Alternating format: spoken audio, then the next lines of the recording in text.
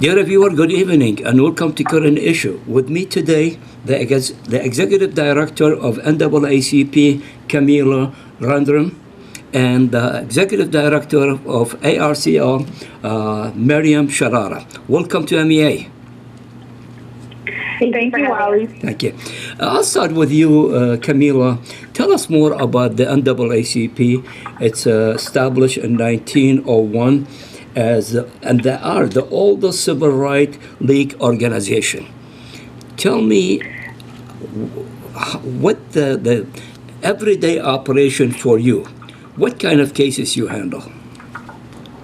Thank you, Wally. I am so excited to be here with you today to talk about our organization and just really have a moment to chat with you again. Thank you. The NAACP was founded in 1909. We're celebrating 113 years of civil rights leadership in this country and fighting for the advancement of people that have been historically discriminated against. We work on a myriad of cases for the organization. Some in Detroit specifically are around the expanding housing and fair housing. One of our biggest cases when we first were founded here in Detroit was the case of Ocean Sweet, saying that someone could defend their home and a black man could defend his home against being attacked. And then we also have our injunction against the Detroit Housing Commission, which made it the law fair for anyone to have access to live wherever they wanted to in the city of Detroit.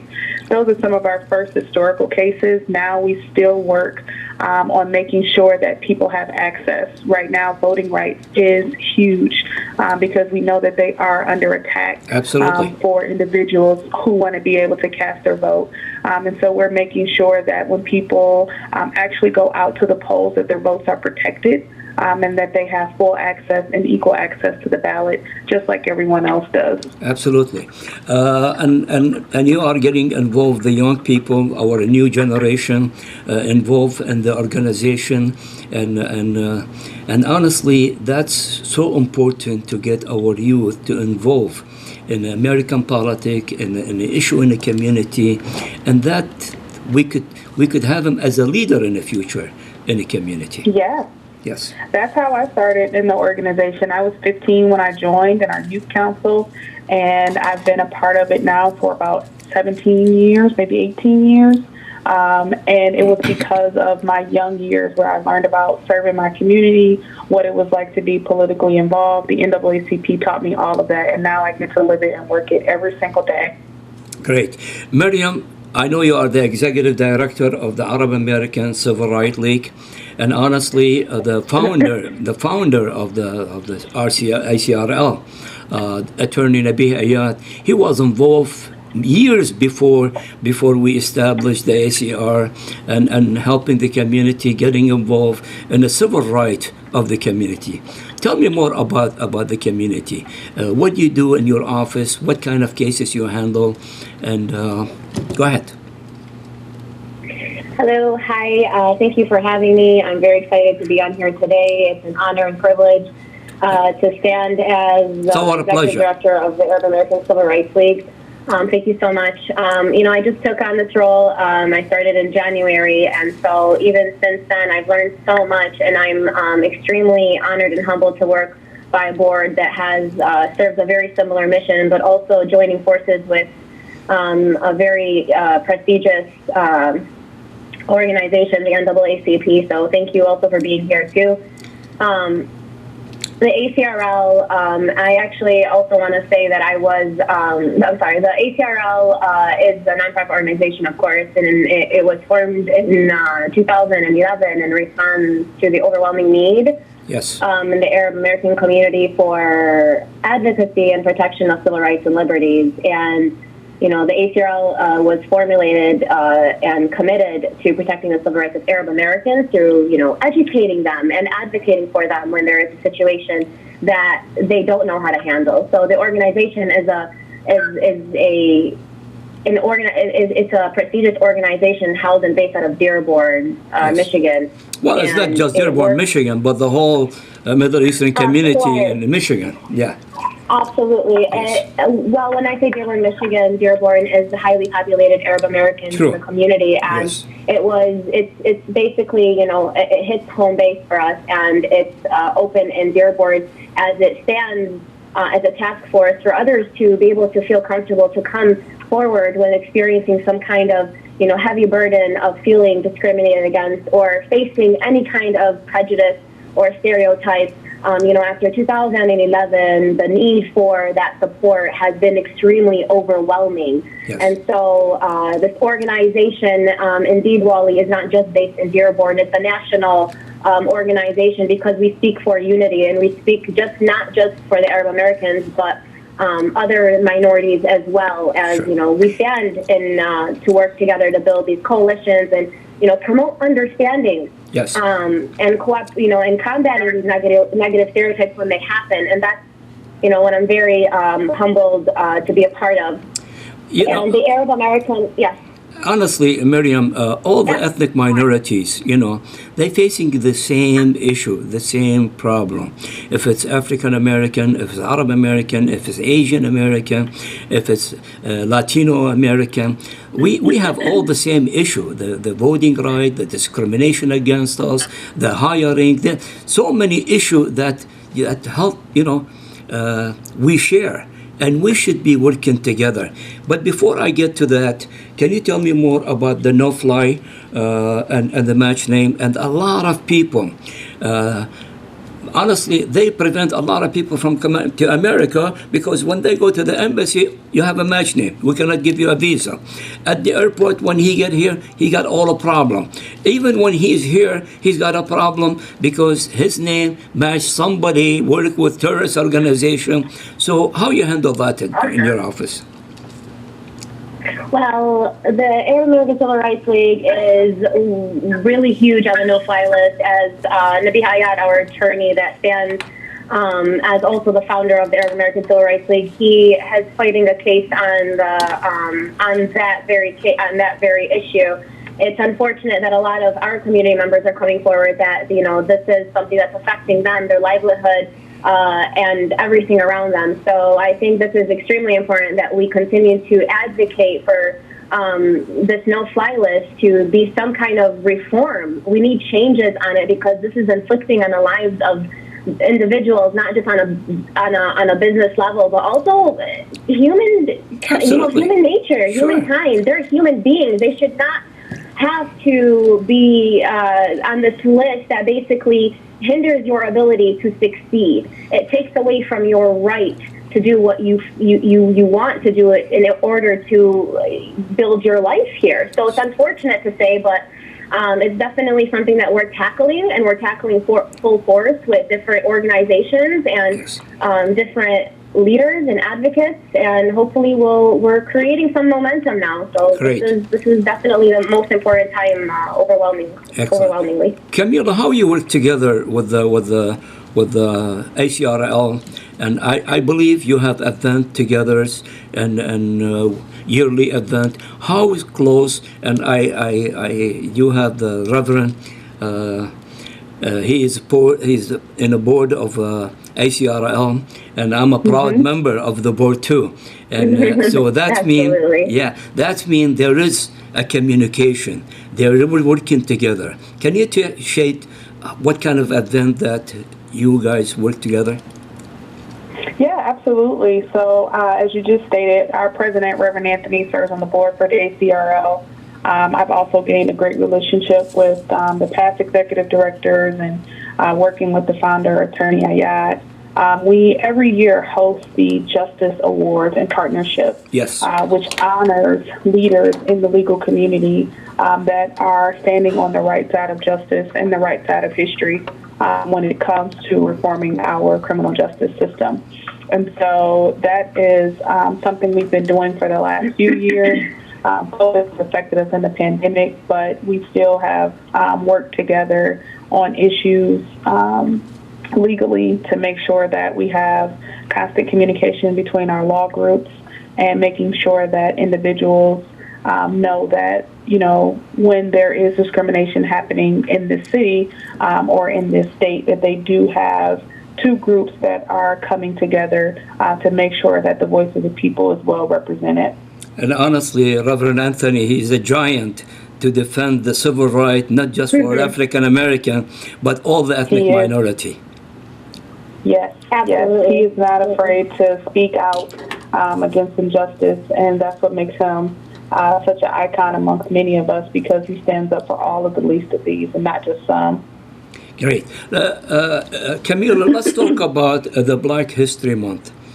February was the Black History Month, and honestly, it's a great event to celebrate the culture and the history of the African American. And I hope there'll be 1 month for the history of the Arab American, the history of Asian American, the history of, because honestly, the community at large, they're not educated much about the ethnic minority, and there is always a problem because there is misunderstanding in culture and the way we live.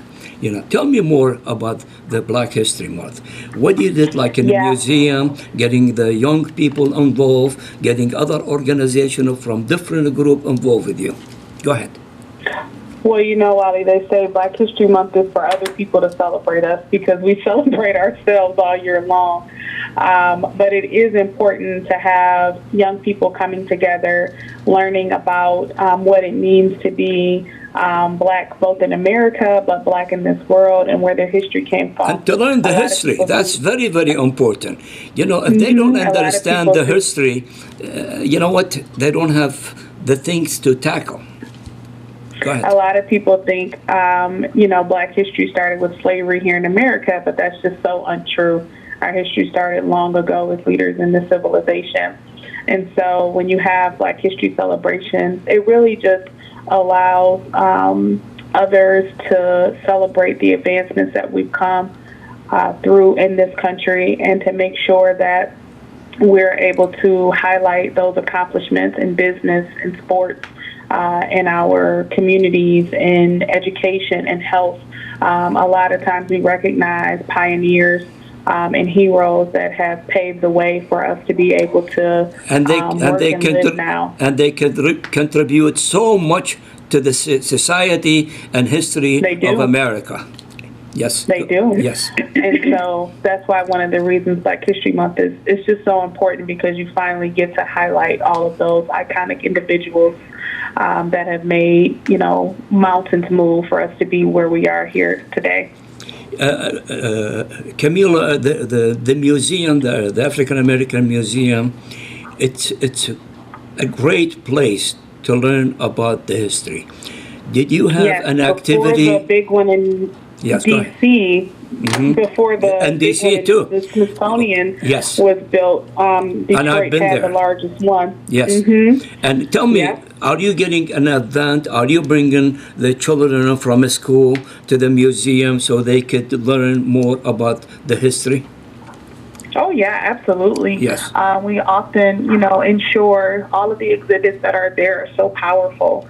And it's important for, you know, young people and all people to just be exposed to what the museum has to offer. And I think that's just key right now, especially in a time where, you know, it's public through social media, through the news. It's clear that everyone does not understand each other's culture. And so we have to take extra steps to be able to build unity and break down these bridges of division. And so all of the museums, the African American Museum, the Arab Museum, the Holocaust Museum, all of them are important if we really want to see this country move forward in an equitable way. Yeah. Mariam, as we said that Black History Month is celebration for all the ethnic minority. What kind of activities that you have through this month with the African American community? We participate heavy in Martin Luther King Day as well. That's something that I'm hugely involved with for over 6 years now, and that's something that ACRL also participates with. But also shedding light on newsletters of making sure that people know what Black History Month is about and why it should be celebrated, because we can relate, minorities can relate, because it's serving a similar purpose of bringing people together and achieving one goal of unity and collaboration, community collaboration. And I think it's important to highlight the leaders, the Black leaders that have made such significant strides to make such amazing change, and we're continuing to do that on a yearly basis. Is profound, it's wonderful, it's amazing, because we have to let the future generation and the youth know, this is where it started, and ACRL is very happy to continue to get involved with Black History Month and engaging a vital conversation with the community about how we are one, and we have the opportunity to really make change if we work together. Absolutely, and I see. Go ahead. Yes, bringing awareness is so important. I will say I was also a part of it all started too, as I was also a part of a youth organization. And that youth organization was based, again, for Arab Americans, but on a unified front. And it kind of embellished that social justice passion and involvement. So it's so important to continue to shed light on different organizations from all different walks of life and different colors. But I'm glad Black History Month is here. And I definitely agree with you, Wally. I want to hear more about the history of Arab Americans. Absolutely. And maybe have a month for that. Yeah. And I read your monthly newsletter, and you highlight the Black History Month, and you put some about the 3 different things. Why should we celebrate the Black History Month? Both of you. Thank you. I appreciate you. Sure. Both of you, Kamilia and Mariam, what's the main issue today? And Kamilia, you mentioned the voting right. What's the main issue? I know there's so many issues share between the African American and the Arab American, but what's the main issue you think for 2022 will be? I'll start with you, Kamilia. I'm going to have to uplift voting rights. If we don't have the opportunity to exercise our opinions and our decisions at the ballot box unfettered and without opposition, then we are in real trouble. We make change in our local elections by electing our mayor, and our state elections with our governor, our general elections with our judges and our president. If folks are not able to go to the ballot box and express how they want to live their lives, then we are at a true issue in this country. Protecting our democracy is so important, and the way that we do that is by having elected officials that we can hold accountable and responsible, and that they will be making the decisions that we need to uplift our communities and not tear them down. And so I think if we don't band together to make sure that voting is as important to everyone, then that is going to create just a trickle-down effect to harm all of the other areas that we work in unity on. We've seen all of the voter suppression bills that have been introduced in Michigan, Texas, Georgia. Arizona. I mean, this is a Michigan issue, but this is a nationwide issue. Absolutely. Our votes are being attacked, and so it is something that we need to lift high, not talk about. We're in the middle of redistricting. That's going to have a huge effect on how we are electing our representatives and how our voices are represented both here in Michigan and in Washington. And so it's just extremely important that, we make sure folks understand the consequences of not voting for our voting rights. And that, it is something that's going to really cause harm to our communities if we're not paying attention to it and keeping it a top priority. Mariam, can you give us the highlight of is going to be for 2022? I know our founder, attorney, Nabi Ayat, and our chairman, they working very hard, honestly, in all the issue. But give me one, Nasser Baidoun, and give me one issue that is going to be so important to involve in it for 2022. Yes, of course. One issue that came to my mind, there's several issues. Of course, we have many issues we face at hand, but it starts with the center, the core, and that's more education on civil rights, more education on awareness of your civil rights and how you can protect your civil rights.